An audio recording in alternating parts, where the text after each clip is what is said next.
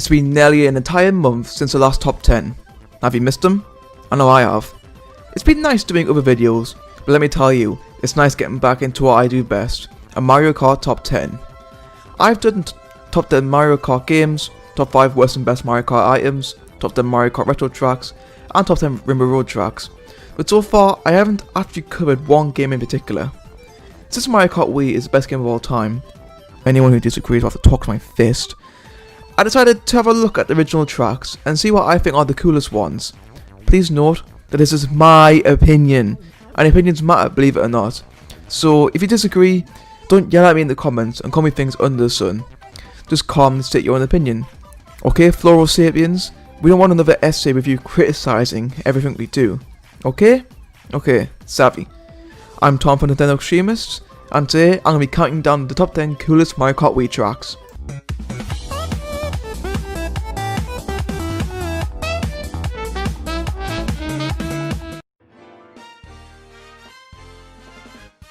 Kicking off the list at number 10, we have Toad's Factory.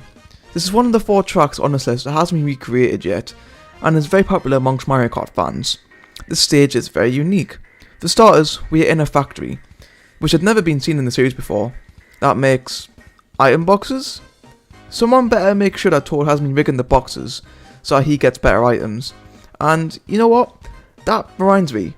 I always wonder why Toadette is in second place whenever I play Mario Kart 8 Deluxe. Anyway, this track has everything you'd expect to be in a factory. Conveyor belts, crates, crushers, and a dirt bike section. Wait, a dirt bike section? That is right. Even when working, you can always do some stunt at Toad's factory, because Toad knows the secrets to happy employees. This track also has a few shortcuts. Keep in mind that I've never actually done these shortcuts because they're very tricky to pull off, and I'm not a pro at this game. Despite being in the Mushroom Cup, the track is fun to play, and it's very cool. But what tracks are better? This track is one of my personal favourites, and I always enjoy playing it, but compared to the top 8, isn't as cool. Whenever you play Mario Kart, you can always expect a DK track to be exceptional. We'll just ignore DK Jungle for now. And this is no different. Here, DK has decided to build a snowboard track, because he was getting into practice for the 2020 Winter Olympics. But instead of actually going boarding, he invited 11 other people to race on it, using cart and bike. The beginning of the track is just like its predecessor, DK Mountain, with cannon ride to top the track. There's hard pipes which you can use to trick off, but I actually use them to skip a portion of that section. Next is an obscene amount of ramps and bumps, which, again, you can trick off of. If you have enough speed, you can perform a gap jump, and if you're really lucky, or just know what you're doing, you can perform a double gap jump. Doing this skips some turns and then over to Obstacle City. With thick snow and snowboarding strike areas to avoid, this can get quite messy. However, if you know how to half pipe, you'll have no issues here. We've had snow levels before in Mario Kart, and its healthy combo with DK makes it a really good track, and maybe even the best. Just wait until Mount Wario comes along 6 years later. Remember when I said that whenever you play a Mario Kart game, you can expect a good DK track? Well, that applies to Wario too. Except I can't name one bad Wario track. Even though I'm not a fan of Mario Kart 64, its introduction of DK and Mario done wonders for the series. Wario's Gold Mine is definitely one of the hardest tracks in this game, it's also very unique. A theme in this video is that most of the tracks are very original, and haven't been seen before, and this track falls right into that category. Although mines across the world no longer exist, you can imagine that you would be in for a rough but wacky ride. The sharp dips, the also love to slow you down, the minecarts, and so much more. Although the remake of Mario Kart 8 looks more appealing, I prefer this version. There's a lot more challenge, and you feel like a pro avoiding all the minecarts. There is also an alternate route you can take that has speed boost and jump that you can perform tricks off of. And if you really want the waste of time, there's also a half pipe at the finish line, which is really pointless, but the CPU love to use it, so I'm not going to judge. For a track in the Flower Cup, Wario's Gold Mine has the look and the challenge to be in the Star or even Special Cup. A few of you may be shocked to see this on the list, but just hear me out. This track is by no means my favourite, but it's so unique. I know back in 2008 I was playing this game at a friend's house, and he loved this track so much that we played it, and my god, it was amazing. Everything about it was just so cool. The mountain mushrooms, the lack of rails, it was really fun. Of course, the first time that I played it, I fell off a lot, but it made me appreciate the level of challenge I had for Mushroom Cup track. Even to this day, I sometimes struggle because I'm simply going either too fast or too slow, and end up missing a jump. Don't get me wrong, compared to the other tracks, this is very simplistic. It strives for originality. One of the gimmicks in Mario Kart Wii is the tricks, and this entire track is dedicated to doing tricks. However, when you play on Mushroom Gorge, don't use a light character, as you will get slapped about by the heavy characters, especially if they're in a cart and you're on a bike. Mushroom Gorge ranks at number 7, but all tracks are in the top 6. At number 6, we have Grumble Volcano. Again, another one of my favourites. This track is so fun to play. We've had a lot of tracks in the past with all of the Bowser Castle tracks, but we never really had a volcano track, until now. The remake of Mario Kart 8 is very similar, and just like Wario's Gold Mine, I prefer this version. The difficulty is just also right for fan track in the Star Cup. I know a lot of people don't like this track, because it is hard, but the difficulty shouldn't ruin a great experience. Every lap, a part of the track falls into lava, making you rethink the route you want to take. There are also moving platforms, which are usually a breeze to get past, but again, if you're a light character, you get knocked right into the lava. Fireballs are unshot onto the track, and if you're unlucky, one will land right in front of you. That's happened to me before on multiple occasions. The split paths at the end are also very interesting. The left path takes you up to a big jump which you can trick off of, and then the smaller ramp which, when you land, provides an opportunity for double trick, which will land you right up the finish line.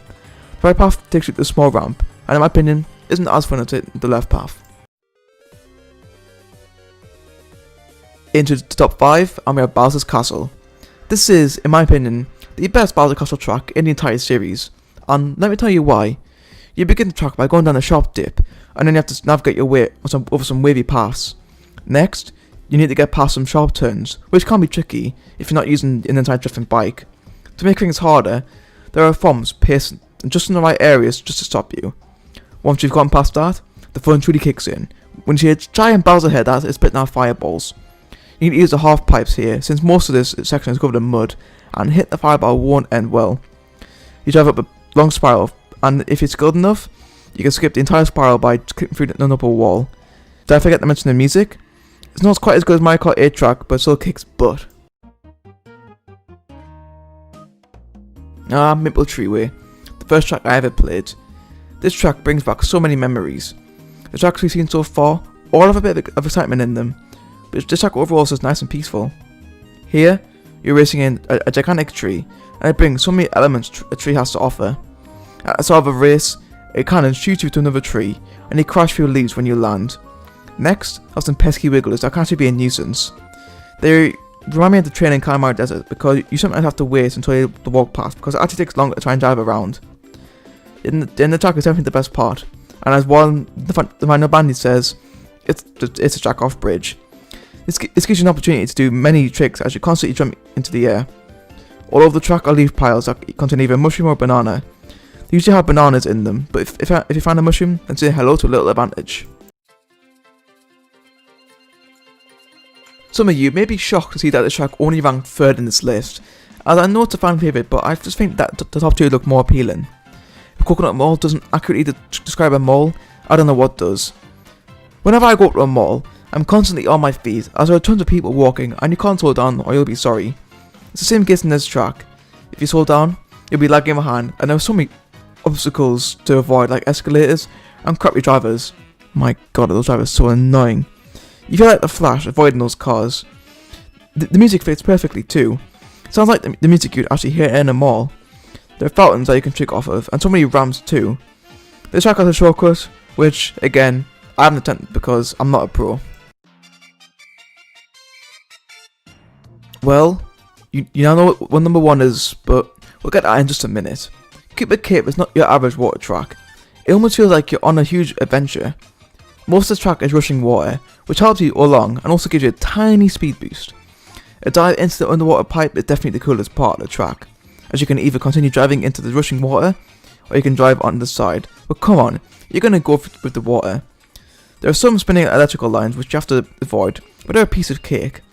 You shoot out of a pipe onto the final stretch, where there's another pointless half pipe and some raging water, where if you even touch it, you're doomed.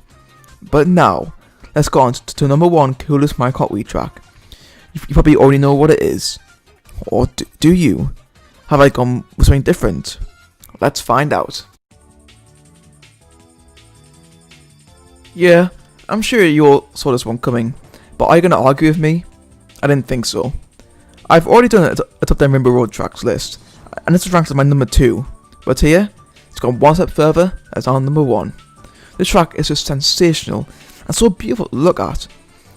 If you, for some reason, didn't know what the heck Rainbow Road was, then just look at this. This track perfectly describes Rainbow Road. Unlimited places to fall off, wavy roads, rainbow cannons, half pipes. I could go on forever. This music as well, my god, is amazing. I also have a blast playing this track. If you want a more in-depth explanation, check out the top 10 Rainbow Road tracks video. Now you have it. What did you make of my choices? Do you agree with my choices, or did you disagree? If so, leave a comment explaining why, and while you're down there, tell me your favourite Mario Kart Wii track. If you enjoyed this video, leave a like. If you're new, hit that subscribe button so you never miss any future content. Also, turn on notifications so you get notified the second we upload the video. I've been Tom from Nintendo Extremist, and I'll catch you next time.